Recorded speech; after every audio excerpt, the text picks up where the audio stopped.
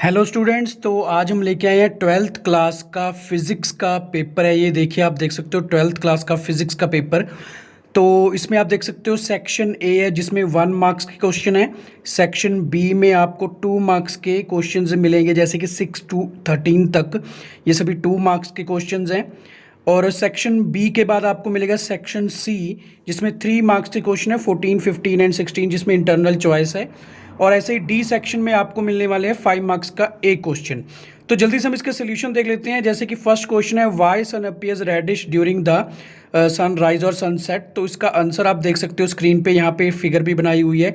यहाँ पे ऑब्जर्वर दिखाया हुआ, सन really overheaded less blue scattered, और ये लाइट मैं डायग्राम में जो लिखा वो पढ़ रहा हूँ, और ब्लू स्कैटर्ड अवे सन अपीयर्स रेडिश।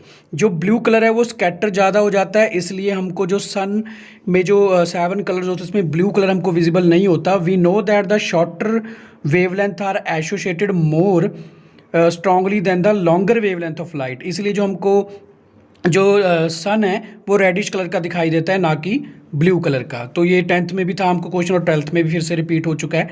इसके बाद है, व्हाट आर मैटर वेव्स। क्या होती हैं matter waves? Are the waves associated with the moving particles और with the wave nature of the particles.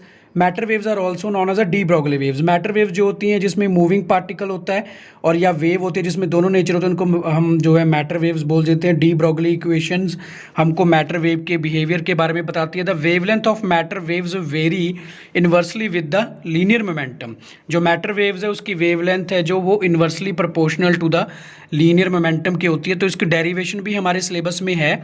तो बहुत ही ईजी क्वेश्चन है, भी 1 मार्क्स का क्वेश्चन है, तो हम इसमें सिर्फ मैटर वेव्स के बारे में भी बता सकते हैं और साथ में उसकी कोई एक प्रॉपर्टी भी लिख सकते हैं। तो उसके बाद हमारा जो नेक्स्ट क्वेश्चन था वो हमारा है next question, diffraction and interference में हमने एक मेन डिफरेंस बताना है। The main difference between diffraction and the interference. Then diffraction is due to the interference of light from same wave front. एक ही वेव फ्रंट से जब लाइट इंटरफेयर होती है तो उसको हम डायफ्रैक्शन बोलते हैं, diffraction of light. Whereas the interference is the interaction of two waves derive from the same source. मतलब diffraction is due to the interaction of the light from the same wave front, जबकि जो interference है वो interaction होती है two waves की from from the same source. तो ये सेम सोर्स होता है, वो सेम वेव फ्रंट होती है, तो ये दोनों में डिफरेंस है।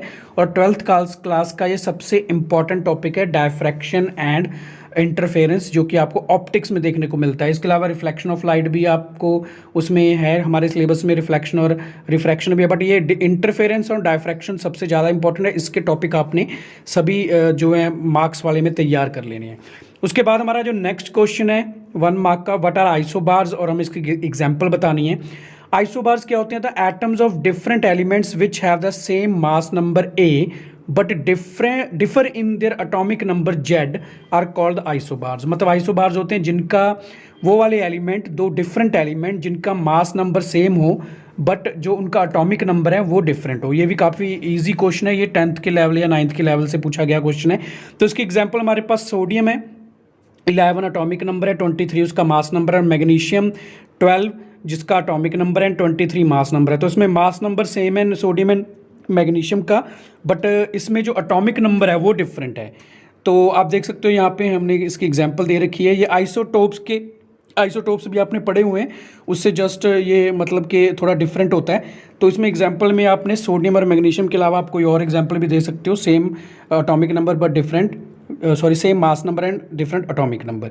Now next question is doping. What do you mean by doping? The conductivity of metal is increased by adding an appropriate amount of a suitable impurity। को मिलाकर हम उसकी कंडक्टिविटी किसी भी मेटल की इंक्रीज कर सकते हैं। This process is known as a doping, इसको डोपिंग कहा जाता है। It can be performed with an impurity that is a electron rich or electron deficient than a intrinsic semiconductor silicon और जर्मेनियम की हमको एक एग्जांपल दी गई है। ये फिगर है, doping electron rich impurity into a intrinsic conductor, intrinsic semiconductor में doping की गई है। मतलब कि सेमीकंडक्टर में हमने कोई इलेक्ट्रॉन डेफिशिएंट या इलेक्ट्रॉन रिच कम अगर हम कोई एलिमेंट उसमें इंट्रोड्यूस कर दें तो वो डोप हो जाता है। मतलब जो उसकी ओरिजिनल स्ट्रक्चर है वो डिस्टर्ब हो जाती है और वो गुड अच्छा कंडक्टर बन जाता है, तो उसकी कंडक्टिविटी इंक्रीज हो जाती है। तो इसको हम डोपिंग बोलते हैं। और ये भी सॉलिड स्टेट चैप्टर का काफ़ी इंपॉर्टेंट टॉपिक है। इसको सेमीकंडक्टर और सॉलिड स्टेट का काफ़ी इंपॉर्टेंट टॉपिक है, इसको भी आपने अच्छे से तैयार कर लेना है।